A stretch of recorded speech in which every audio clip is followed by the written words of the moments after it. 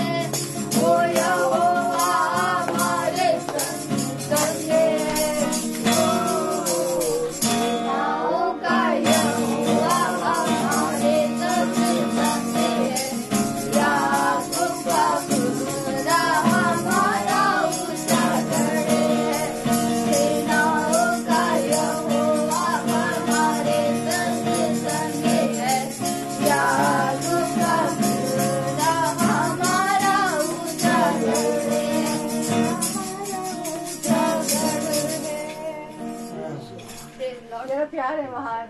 आता है?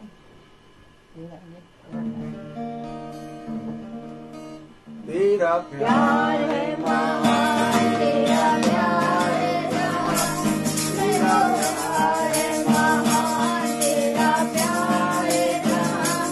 मैं तो पहले मुर्दा था, तूने गाली मुझ में जान। बोलूं फिर मैं तेरी जय जयकार, क्यों ना बोलूं फिर मैं तेरी जय जयकार। जय जयकार, जय जयकार। तूने मेरे लिए क्या कुछ ना किया। जय जयकार, जय जयकार। तूने मेरे लिए क्या कुछ ना किया। सूरत बिगड़ी थी, मेरा दिल था खाली। मेरी सूरत बिगड़ी थी, मेरा दिल था खाली। तूने सींचा लहू से ताकि आए हरियाली। ना बोलूं फिर मैं तेरी जय जयकार, क्यों ना बोलूं फिर मैं तेरी जय जयकार। जय जयकार, जय जयकार। तूने मेरे लिए क्या कुछ ना किया। जय जयकार, जय जयकार। तूने मेरे लिए क्या कुछ ना किया।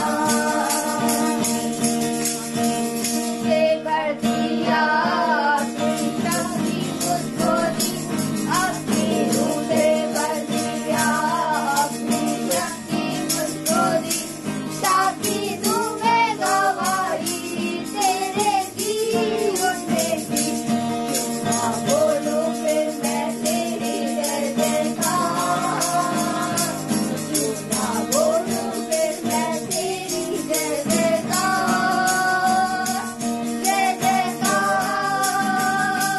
जय जयकार। तूने मेरे लिए क्या कुछ ना किया।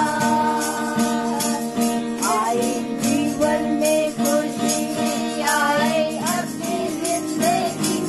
ताकि दूं मैं गवाही तेरे जीवन की।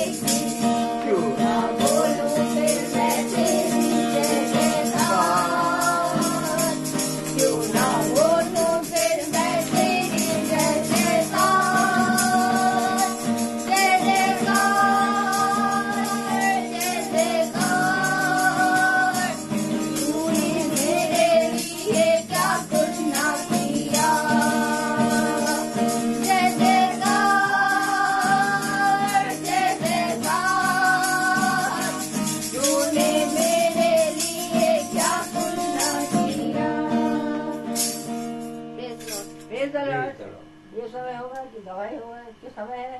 अगर किसी के जीवन में कुछ अच्छी बात पिछले हफ्ते हुई है तो वो गवाही आके दे सकता है। और आप आइए और दे सकते हैं। बोलिए से बोलिए, मैं बोल दीजिए जो आपको अच्छा लगे समय आपके जीवन में हुआ।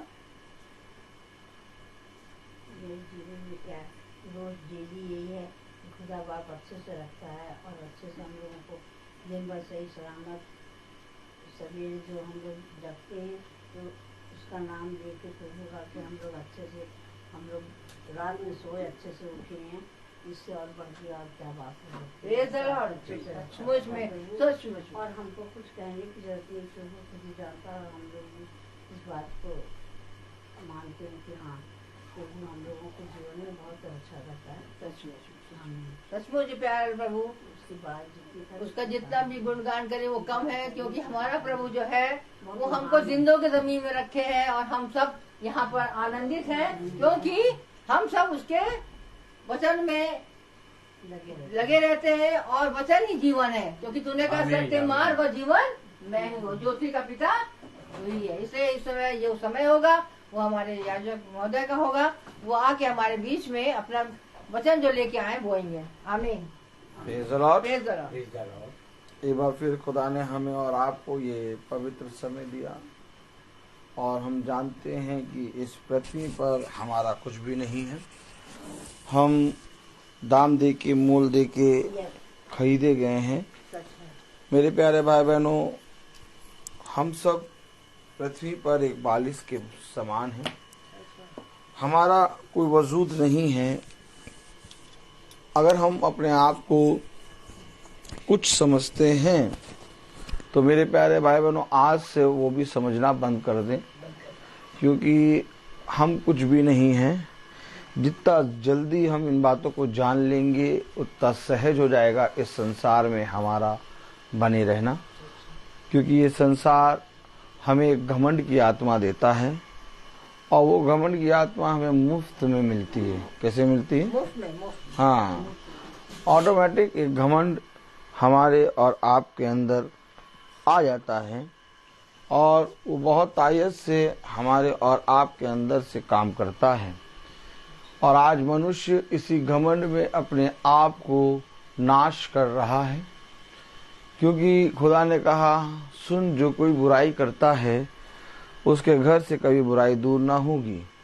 और अगर हम देखें तो एक घमंड की आत्मा लोगों के अंदर है, और उस घमंड में वे इतना ज़्यादा बुराई करते चले जाते हैं, इतना ज़्यादा बुरा कहते चले जाते हैं कि वे इस बात से अनजान हो जाते हैं कि वे कितना ज़्यादा पाप में गिर गए हैं, और उनकी दृष्टि अपने जीवन में गिरे हुए अपने आप को पाप में दबे हुए देख नहीं पाती।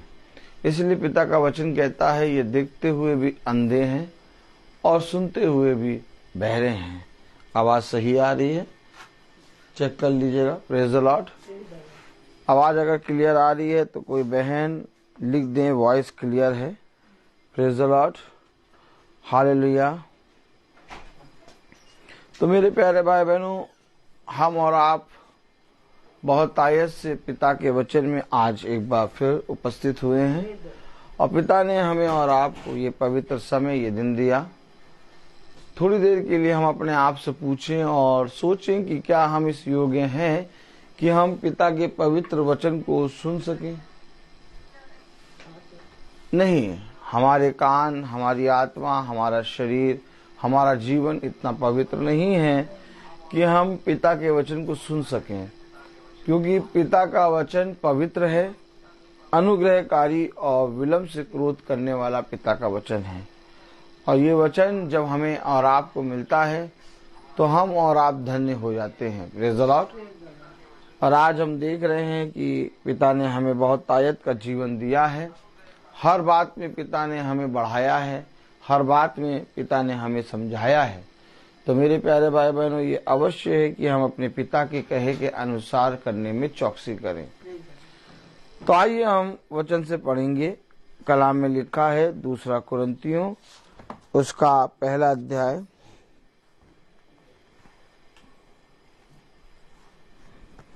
दूसरा कुरिन्थियों उसका पहला अध्याय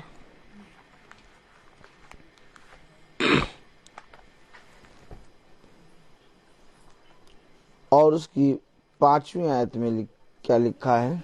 क्योंकि जैसे मसीह के दुखों में हम अधिक सहभागी होते हैं, क्योंकि जैसे मसीह के दुखों में हम अधिक सहभागी होते हैं, वैसे ही हम शांति में भी मसीह के द्वारा अधिक सहभागी होते हैं। वैसे ही हम शांति में भी मसीह के द्वारा अधिक सहभागी होते हैं। Praise the Lord. हालेलुया।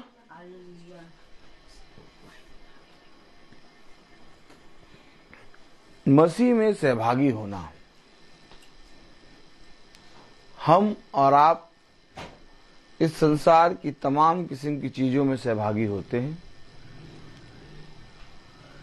लेकिन एक मसीही दौड़ है, और ठीक इसी तरीके से एक मसीह की सभा है। और कलाम में लिखा है 2 कुरिन्थियों उसका पहला अध्याय और उसकी 5वीं आयत में, क्योंकि जैसे मसीह के दुखों में हम अधिक सहभागी होते हैं। जब आप प्रार्थना सभा में बैठेंगे, जब आप वचन को सुनेंगे, तो आपको जीवन का सत्य मालूम चलेगा और सत्य के द्वारा आप स्वतंत्र किए जाएंगे। जब आप सत्य को जानेंगे तो सत्य ये है कि उसने अपने इकलौते पुत्र को हमारे और आपके लिए दिया। आज हर एक जना ये बात कहता है कि हाँ, पिता ने अपने इकलौते पुत्र को दिया, लेकिन आखिर उस पुत्र को हमारे लिए और आपके लिए क्यों दिया, इसको जानना नहीं चाहता कोई।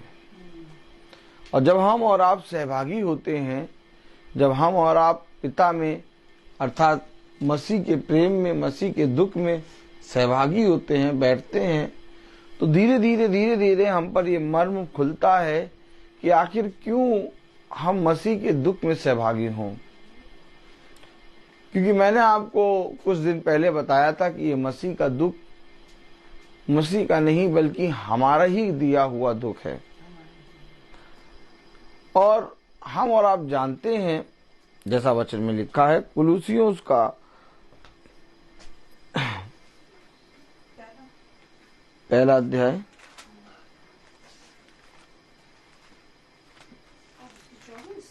24वीं आयत में क्या लिखा है? अब मैं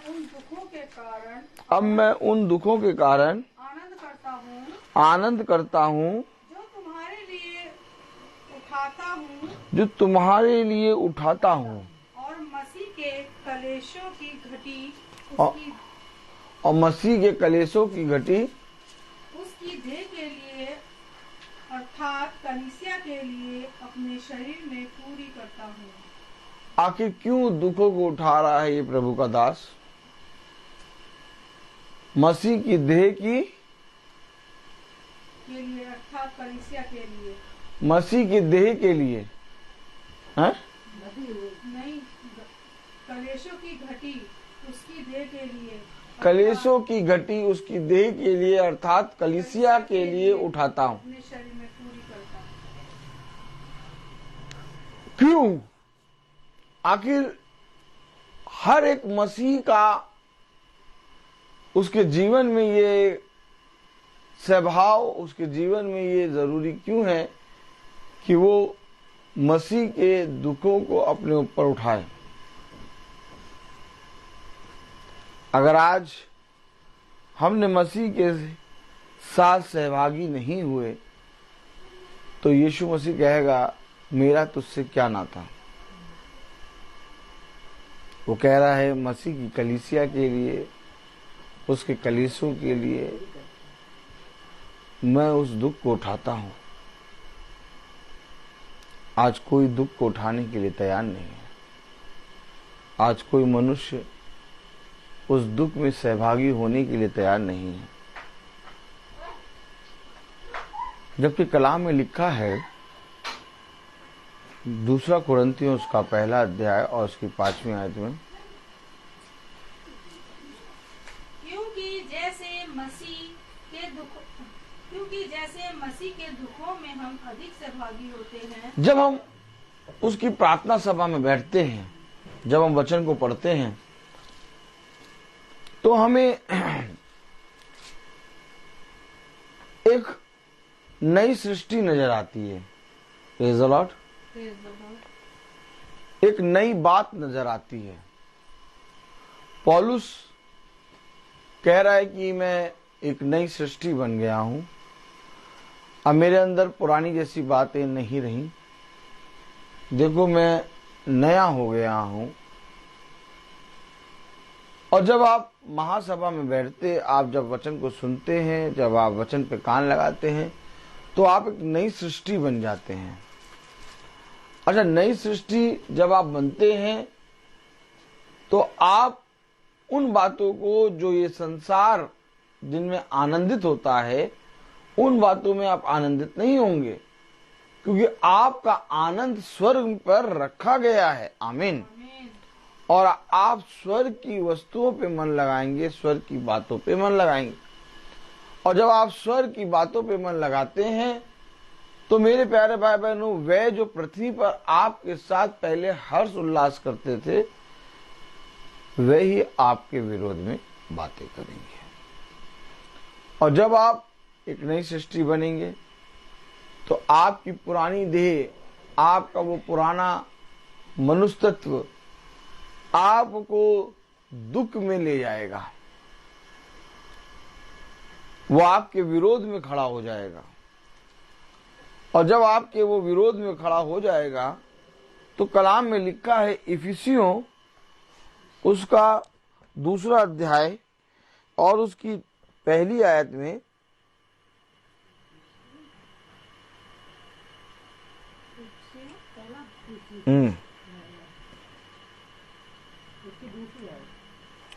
इफिसियों 2:1।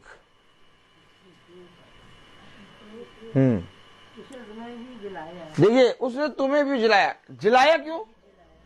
क्योंकि जब तुम उसके दुख में सहभागी होगे तो मसीह की शांति तुम पर बहुत अधिकाई से उतरेगी। जब आप उसके दुख में सहभागी होंगे, जब आप उसकी आज्ञाओं को, आप उसके कहे के वचन को अनुसार अपने जीवन में चौकसी करेंगे मानने में, तो आपके अंदर का पुराना मनुष्य तत्व मरेगा और एक नई सृष्टि आपके अंदर उत्पन्न होगी। आप समझे? और जब आपके अंदर एक नई सृष्टि उत्पन्न होगी तो यह अवश्य है कि वह बातें जो आप पहले करते थे नहीं करेंगे। और जब ऐसा होगा तो आप मसीह के दुखों में सहभागी हो जाएंगे। और जब आप मसीह के दुख में सहभागी हो जाएंगे तो मसीह का शांति बहुत तायत से, बहुत अधिक तुम पर उतरेगा। कलाम में लिखा इफिसियों 2:1, उसने तुम्हें भी जिलाया। अच्छा बताइए, जब आप जिलाए जाएंगे तब आप इस देह को फिर लेंगे? नहीं। आपके लिए एक स्वर्गीय देह होगी। आमीन है। ये पार्थिव देह है, एक स्वर्गीय देह में आप बदलेंगे और आप बदल रहे हैं। आमीन। अर्थात आपका कैरेक्टर चेंज हो रहा है। तो कलाम बताता, वचन बताता कि इफिसियों 2:1 में अब कौन कौन जीवन पाना चाहता है, कौन कौन जीना चाहता है।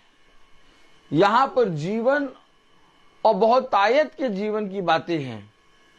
आप जब वचन पढ़ते हैं, आप जब प्रार्थना करते हैं, आप जब वचन पे कान लगाते हैं तो आपको बहुत तायत का जीवन मिलता है। अब जो कोई अपने आप को बहुत तायत से जीवन की बातों में लगाएगा, जो कोई अपने आप को बहुत तायत से प्रभु के वचन में लगाएगा, उसके दुख में सहभागी होगा, वो जिलाया जाएगा। अगर जिलाया क्यों जाएगा? क्योंकि ये पुराना मनुष्य तत्व मरता जाएगा। आप समझे? और नया मनुष्य तत्व आपके अंदर उत्पन्न होता जाएगा। उसे तुम्हें भी जिलाया। क्या अभी जिंदा नहीं है हम? नहीं, हम तो जिंदा है भैया। अभी अभी हमने उजाते हैं दाल चावल खाया है, और अभी अभी हमने करेला खाया है, अभी अभी हमने सरसों का साग खाया है, अभी अभी हमने रोटी देसी घी के साथ खाया है, अभी अभी हमने गोभी खाई है मीठी है, अभी अभी हमने चटनी खाई है, और तुम बोल रहे हो कि जिलाया। अरे हम तो जिंदा है। नहीं, मसीह की दृष्टि में हर एक वो जना जो उसके दुख में सहभागी नहीं, मरा है। आप मनुष्य की बात समझ ही नहीं रहा।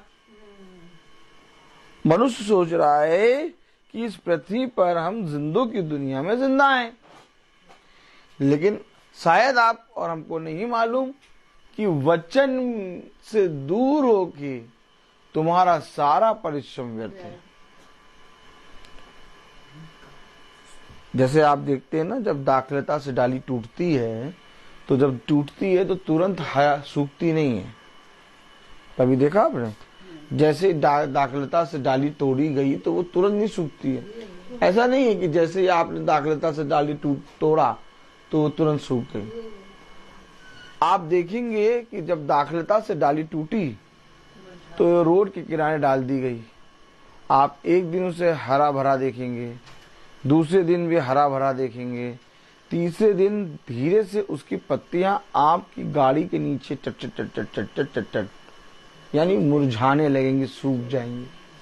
समझिए, समझे आप। ठीक इसी तरीके से मनुष्य जिस जीवन को कह रहा है कि मैं जिंदा हूं, वो दाखलता से टूटा हुआ है और वो कुछ समय के लिए हरा है।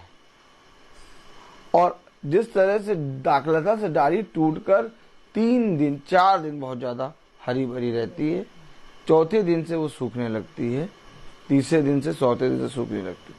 तो वैसे ही मनुष्य के दिन भी हैं, 1 दिन 2 दिन इस पृथ्वी पर, और थोड़े ही समय में वो एक राख बन के एक भाप के समान पड़ा होगा। आप उसका वजूद ढूंढेंगे, आप उसको ढूंढेंगे, वो कहीं नहीं दिखेगा। क्यों नहीं दिखेगा? क्योंकि वो जिलाया नहीं गया। और अगर आप जिलाया जाएंगे तो आप पिता के साथ सर्वदा जीवित रहेंगे। क्यों कह रहा है 2 कुरिन्थियों उसका 1 अध्याय और उसकी 5वीं आयत में,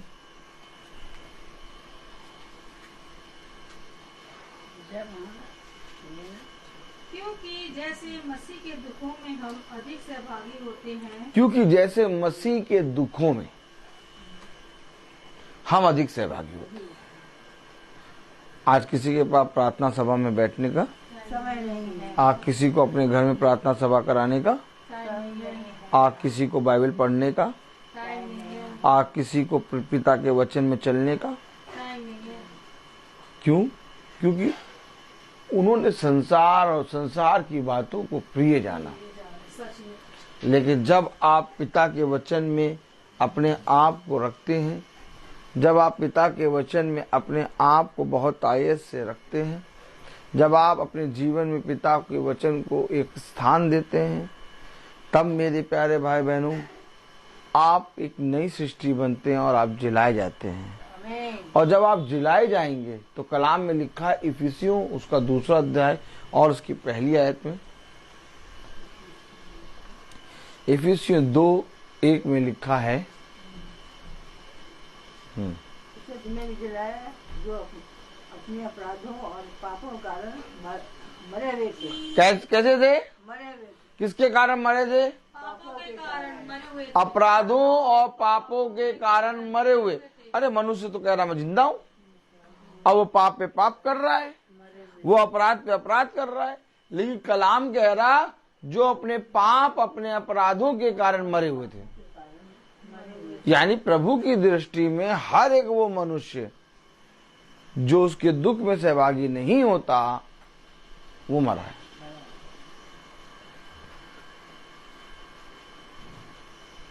क्यों? आखिर पिता ने अपने वचन में कहा, कान लगाओ, मेरे पास आओ, मेरी सुनो, तब तुम जीवित रहोगे। क्यों कहा पिता ने? क्यों पिता ने कहा? जैसा वचन में लिखा उस लिखे हुए के अनुसार मानने में चौकसी करो। क्यों कहा? क्यों आखिर पिता ने अपने वचन में हमें ये बातें सिखाई कि निरंतर मेरे वचन में बने रहो? क्यों कहा पिता ने कि हर दिन प्रतीति किया करो? क्यों पिता ने कहा संगति कभी ना छोड़ना? क्यों पिता ने कहा जैसे दिन इन दिनों को तुम अपने जीवन में होते हुए देखो और निकट आते हुए देखो, वैसे ही मेरी संगति में और हो लो? क्यों आखिर पिता ने वचन के साथ एक बने रहने के लिए हमें और आपको आज्ञा दी? क्योंकि अगर आज हम पिता के वचन में नहीं बने रहेंगे तो हम अपने अपराधों और पापों के कारण मर जाएंगे और फिर जिलाने वाला हमें कोई नहीं। ना आपका पिता, ना आपकी माँ, ना आपकी पत्नी, ना आपके बच्चे, ना आपका धन, ना आपकी दौलत, ना आपकी कार, ना आपका वो बैंक बैलेंस, ना आपका हो सकते घर बार, ना ही संसार का खाना, कोई भी चीज आपको जिला नहीं सकता। क्यों? क्योंकि जिलाने की सामर्थ्य केवल खुदावन यीशु मसीह में है। आमीन। तो कलाम में लिखा है इफिसियों उसका 2 अध्याय और उसकी पहली आयत में लिखा है उसे तुम्हें भी। क्या हम पहले मरे हुए थे? यस। क्या हम अपने पापों और अपने अपराधों के कारण पहले मरे हुए थे? आज हमें जिलाया, इसकी क्या पहचान है? आमीन। God bless you sister. हमें जिलाया, इसकी ये पहचान है कि हम उसके दुख में सहभागी हैं, कि हम उसके पवित्र वचन में बैठे हैं, कि हम अपने जीवन में उन समयों में जब ये संसार के पास समय नहीं है, उस समय में पिता ने हमें अपने वचन में एकत्रित होने का योग्य बनाया। उसने कहा धन्यवाद दो इस बात को कि तुम योग्य हो। उसने कहा धन्यवाद दो इस बात को कि तुम मेरे पवित्र वचन को सुन रहे हो। उसने कहा धन्यवाद दो इस बात को कि जब तुम अपने पिता के साथ संगति करते हो। उसने कहा धन्यवाद दो इस बात को कि जब तुम अपने पिता के वचन को कानों से सुनते हो। उसने कहा धन्यवाद दो इस बात को कि जब तुम्हें अपने पिता का वचन सेतमेत मिलता है। जाओ और जाकर संसार में देखो कहाँ हो रहा है पिता का वचन। लोग बहुत तायत से अपने जीवनों में अधर्म के कामों में बढ़ते चले जा रहे हैं। हाँ, हम पहले मरे थे। हाँ, हम पहले पिता के वचन को नहीं जानते थे। हम वचन के बारे में एक शब्द नहीं जानते थे। लेकिन एक समय आया जब पिता ने हमें छुआ। एक समय आया जब पिता ने हमें नया बल दिया। एक समय आया जब पिता ने हमें बिछौने से उठा के खड़ा किया और कहा सुन, मैं तेरे साथ हूँ। एक समय आया जब पिता ने अपने बलवंत दाहिने हाथ से हमें थामा। एक समय आया जब पिता ने कहा कि देख, मैं तेरे अपराधों और तेरे पापों को हिम के समान श्वेत कर दूंगा। एक समय आया जब पिता ने कहा मैं तेरे अपराधों और पापों को तुझसे दूर कर दूंगा और तुझे एक बार फिर से एक नई सृष्टि बनाऊंगा और तुझे इस पृथ्वी पर जिलाऊंगा। आमीन। क्यों करें हम मसीह के दुख में अपने आप को सहभागी? मनुष्य इस बातों को नहीं समझ पा रहा। मनुष्य इन बातों को नहीं जान पा रहा कि आखिर क्यों हम पिता के दुख में अपने आप को सहभागी करें। मेरे प्यारे भाई बहनों, मनुष्य के लिए एक उत्तम से उत्तम फल है जो तुम्हें मिला है। देखो, मैं तुमसे सच कहता हूँ, हजारों रुपए और कई उत्तम मोहरों से बढ़कर है पिता का वचन। उसने तुम्हें भी जिलाया। हाँ, हम पहले मरे हुए थे। हाँ, हम पहले पिता के वचन को नहीं जानते थे। हाँ, हमारे जीवन में पहले पिता की संगति नहीं थी। हाँ, हम पिता के विरोध में बातें करते थे। हम पिता के अगेंस्ट चलते थे। लेकिन जब पिता ने हमें बुद्धि और समझ दी और हमें इस योग्य बनाया कि हम पिता के वचन में बैठे और पिता के उन बातों को, जो बातों को अभी मनुष्य नहीं जानता, जाने, तो पिता ने हमें उन बातों को जानने के लिए समझ और बुद्धि दी। और आज जब हमने उन बातों को समझा और सुना, तो आज हम पिता की महासभा में बैठकर इस बात के गवाह हैं कि हाँ, स्वर्ग और पृथ्वी और मनुष्य के बीच में यदि कोई खुदा है तो वो यीशु मसीह है। तो मेरे प्यारे भाई बहनों, कलाम बताता है कि वे अपने अपराधों और पापों के कारण मरे हुए हैं। अगर आप अपने बच्चों से प्यार करते हैं, अगर आप अपनी पति से, अगर आप अपनी पत्नी से, अगर आप अपनी बेटियों से, अगर आप अपने बेटों से, अगर आप अपने घराने से प्यार करते हैं, तो सबसे पहले उन्हें मेरे वचन की शिक्षा दे। कलाम में लिखा है, उठते चलते बैठते अपने बच्चों को मेरे मार्ग, मेरे वचन और मेरे धर्म की शिक्षा दे। मेरी आज्ञाओं को उन्हें मानना सिखा, तब देख तू इस पृथ्वी पर बहुत आयत से जीवित रहेगा। मेरे प्यारे भाई बहनों, आज मनुष्य इन बातों को नहीं कर रहा। मनुष्य के जीवन से ये बातें नहीं हो रही। मनुष्य कथा कहानी किस्सों पे मन लगा रहा है। मनुष्य अपने जीवन में अधर्म के कामों को अपने जीवन के कामों से बहुत तायत से, पिता के वचन से बहुत तायत से बढ़ चढ़ कर मान रहा है। आप मुझे बताइए, क्या ऐसा करके हम अपने आप को जिला पाएंगे? कैसे हम अपने आप को जिला पाएंगे? कलाम में क्या लिखा? इफिसियों उसका 2 अध्याय उसकी पहली आयत। उसने तुम्हें भी जिलाया। कैसे जिलाएगा वो? कैसे जिलाएगा? जब तक हम सहभागी नहीं होंगे, जब तक हम उसके दुख में सहभागी नहीं होंगे, जब तक हम उसकी दाखलता से जुड़ेंगे नहीं, जब तक हम उसके वचन पे कान नहीं लगाएंगे, जब तक हम उसके वचन में जैसा लिखा है वैसा करने में चौकसी नहीं करेंगे, हम जिलाए नहीं जाएंगे। हमारी दृष्टि में शायद हम जिंदा हैं, हमारी दृष्टि में शायद हमारी उम्र अभी है, हमारी दृष्टि में शायद अभी हम जवान हैं, लेकिन पिता की दृष्टि में अपराधों और पापों के कारण मरे हुए हैं। आप क्या करना चाहते हैं? आप मनुष्य के सामने जीवित रहना चाहते हैं कि पिता के सामने जीवित? अगर आप पिता के सामने जीवित रहना चाहते हैं तो आपको पिता के वचन पे कान लगाना होगा और जैसा पिता ने कहा वैसा करने में चौकसी करनी होगी। क्योंकि मेरे प्यारे भाई बहनों, हमारे अपराध और हमारे पाप बहुत हुए हैं। हमारे अपराध और हमारे पाप इतने अधिक हैं कि जिनके विषय में मेरे प्यारे भाई बहनों कोई भी मनुष्य उसको शुद्ध नहीं कर सकता। उन अपराधों को, उन पापों को शुद्ध करने की सामर्थ केवल यीशु मसीह में है। और स्वर्ग और पृथ्वी में कोई ऐसा मनुष्य नहीं जो तुम्हारे अपराधों और तुम्हारे पापों को तुमसे शुद्ध कर सके। अगर आप बहुतायत का जीवन चाहते हैं, अगर आप चाहते हैं कि हम इस पृथ्वी पर जिलाए जाएं, तो सबसे पहले मसीह की संगति में उसके साथ सहभागी होना, उसके वचन में बने रहना और उसके वचन में चलना शुरू करें। क्योंकि जब तक हम इन कामों को नहीं करेंगे तब तक हमारा और आपका इस संसार पे उत्पन्न होना या इस संसार में बने रहना व्यर्थ है। हमें और आपको पिता के वचन में बने रहना है। हमें और आपको पिता के वचन में बहुत तायत से बढ़ना है। हमें और आपको पिता के वचन में स्थिर रहना है, क्योंकि पिता ने हमें इन बातों की सीख और इन बातों की चेतावनियां दी हैं। कहाँ कहाँ वचन में, कितनी जगह पर लिखा हुआ है कि मेरे पास आओ तब जीवित रहोगे। कहाँ कहाँ वचन में लिखा है कि मेरी सुनो और मेरी सुनने के कारण ये आशीषें तुमको मिलेंगी। कहाँ कहाँ वचन में लिखा है अपने पापों से, अपने अपराधों से पूरी रीति से फिरो और यहोवा की ओर दृष्टि करो। कहाँ कहाँ वचन में लिखा है देखो जीवन की बातें मेरे पास हैं, मार्ग, सत्य और जीवन मैं हूँ। लेकिन आज तक हमने अपने जीवन को उन बातों पे लगाया ही नहीं। हमने अपने पिता के विरोध में बातें करी, हमने उसकी संगति को तुच्छ जाना, हमने उसकी प्रार्थना सभाओं को तुच्छ जाना। लेकिन जब हम प्रार्थना सभाओं में बैठे, जब हम उसकी संगति में चले, तो पिता ने हमें सिखाया कि जीवन का मार्ग क्या है। पिता ने हमें बताया कि कैसे हम इस पृथ्वी पर जीवित रह सकते हैं।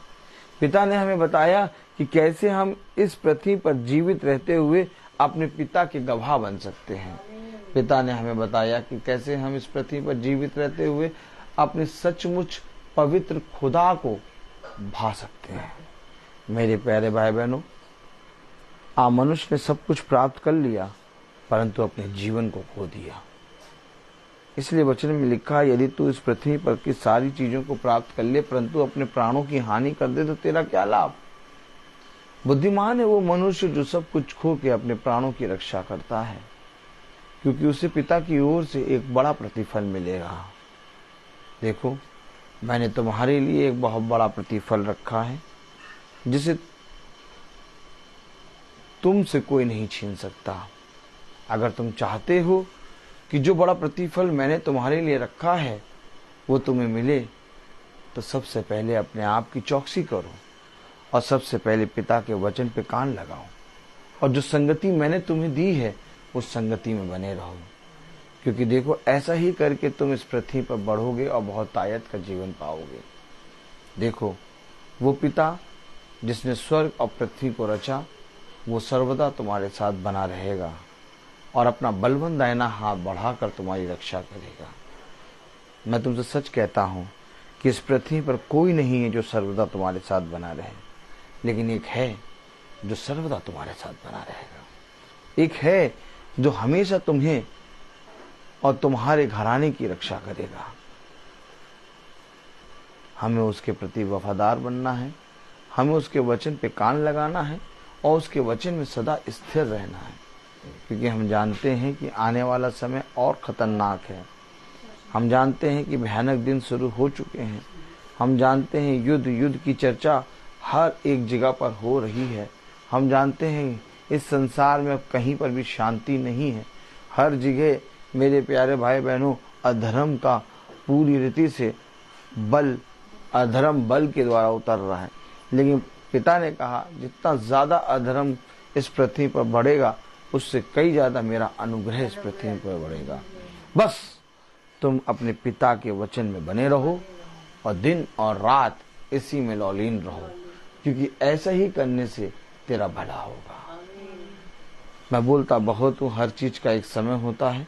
जैसा कि आप देख रहे हैं कि आज की प्रार्थना भी 4:30 या 4:40 पे शुरू हो गई थी, लेकिन अब कल से प्रार्थना जो है वो 5 बजे ही हुआ करेगी और कल से प्रार्थना 5 बजे ही होगी। और मैं आप लोगों को बताना चाहता हूँ कि कल की प्रार्थना बहन प्रिया की यहाँ होगी शाम को 5 बजे। Praise the Lord.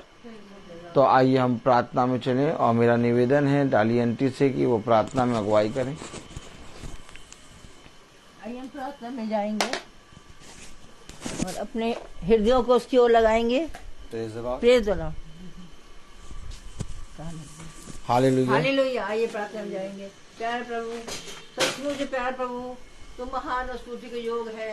जब हम तेरे कदम में आके बैठते हैं प्यारे प्रभु, तेरे वचन को सुनते हैं, सचमुच में तू हमें बता देता है कि हमें किस तरह से तेरे वचनों में लिपटे रहना है और सुबह से शाम तक तेरे ही वचनों को सुन करके उसमें मनन करना है। क्योंकि हम जानते हैं प्यारे प्रभु कि हम कोई धर्मी नहीं प्यारे प्रभु, हमारे इतने अपराध है प्यारे प्रभु कि तू ही उसको क्षमा कर सकता है। और जब प्यारे प्रभु तू प्यारे प्रभु हमारे अपराधों को क्षमा करता है प्यारे प्रभु, तो तेरा अनुग्रह हम तक पहुंचता है प्यारे प्रभु। हम जानते हैं प्यारे प्रभु कि तेरे अनुग्रह के द्वारा प्यारे प्रभु हमें ज्योति मिलती है और ज्योति के कारण प्यारे प्रभु हम उसी ज्योति में चलते हैं और वो शांति प्यार मिलती है जो कहीं नहीं मिल पाती। केवल तेरे चरणों में आकर के तेरे वचनों में सुन करके जब हम उस पर चलते हैं तो उसे मनन करते हैं प्यारे प्रभु। क्योंकि आज जो वचन प्यारे प्रभु हमारे याजक के द्वारा यहाँ बोया गया, उसके द्वारा प्यारे प्रभु जो कुछ भी हमारे जीवनों में प्यारे प्रभु बढ़ोतरी हुई उसके लिए हम धन्यवादित है। और खास तौर से हम अपने याजक महोदय के लिए धन्यवादित है प्यारे प्रभु कि वो प्रतिदिन प्यारे प्रभु तेरे वचन को लेकर चलते हैं और तेरे वचन को हर एक जहाँ बोते हैं प्यारे प्रभु। हम जानते हैं प्यारे प्रभु इनका होना प्यारे प्रभु तेरी ओर से हो चुका है। और जहाँ जहाँ प्यारे प्रभु ये प्रार्थना करते हैं और जहाँ जहाँ लोग बैठते हैं प्यारे प्रभु,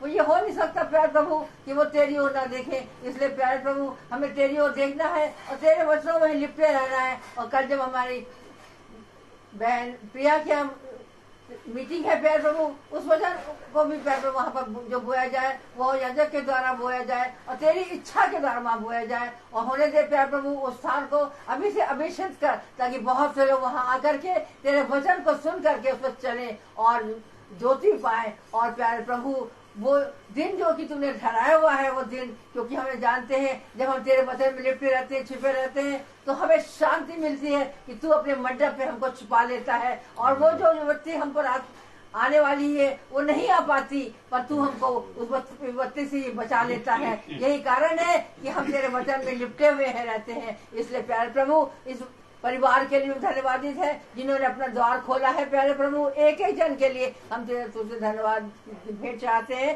कि ये सब कुछ प्यारे प्रभु तेरे वचन में बढ़ते हैं और तेरे वचन में बने रहते हैं प्यारे प्रभु। इसलिए प्यारे प्रभु हर एक बात के लिए हम तेरा धन्यवाद देते हैं। और फिर से प्यारे प्रभु हम चाहते हैं प्यारे प्रभु कि तू हमारे जीवनों को फिर से तैयार कर और हमें ये समय दे कि हम तेरे वचन में बन सके और हर बुरी बातों से हमें बचा के रख प्यारे प्रभु। क्योंकि हम जानते हैं कि दिन बहुत बुरे हैं, तेरे आना बहुत नजदीक है प्यारे प्रभु। और हमें हर पल हर क्षण तेरे आगमन की तैयारी में रहना है और हमें तैयार रहना है प्यारे प्रभु। क्योंकि हम जानते हैं कि हम तैयारी तो बहुत करते हैं पर तैयार नहीं हो पाते। इसलिए हमें तैयार होकर और दृढ़ होकर हियाब बांध कर कमर कस के तेरे ओर देखते रहना है। ये सब कुछ तेरे मीठे और मुबारक नाम में होकर मांगते हैं, सुने और कबूल करें, आमीन। हमारे बाप हे हमारे पिता तू जो स्वर्ग में है, तेरा नाम पवित्र माना जाए, तेरा राज्य आए, तेरी इच्छा जैसे स्वर्ग में है वैसे इस पृथ्वी पर पूरी हो। हमारा प्रतिदिन का आज हमें दे, और हमारे अपराध हमें क्षमा कर जैसे हम भी अपने अपराधियों को क्षमा करते हैं, और हमें परीक्षा में न डाल परंतु राज्य से बचा, कुदरत लाए बेशक रहे। आमीन। अब हमारे खुदावन यीशु मसीह का फजल, खुदा बाप की मोहब्बत, पाक रूह की रिफाकत और शराकत हम में से हर एक विश्वासी जन के साथ अब से लेकर अनंत काल तक होती रहे। आमीन। धन्यवाद धन्यवाद धन्यवाद, सारी आशीषों की स्तुति धन्यवाद धन्यवाद धन्यवाद धन्यवाद, सारी आशीषों की स्तुति धन्यवाद, सारी आती ऊपर से। हालेलुया। धन्यवाद धन्यवाद धन्यवाद, सारी आशीषों की स्तुति धन्यवाद। Thank you Jesus. Praise the Lord, praise the Lord. सभी भाई बहनों को प्रेज द लॉर्ड। सूचित किया जाता है कि कल की प्रार्थना शाम को 5 बजे होगी। अब सारी प्रार्थनाएं शाम को 5 बजे ही होंगी, और बहन कल की प्रार्थना बहन प्रिया की यहाँ है शाम को 5 बजे से। Praise the Lord.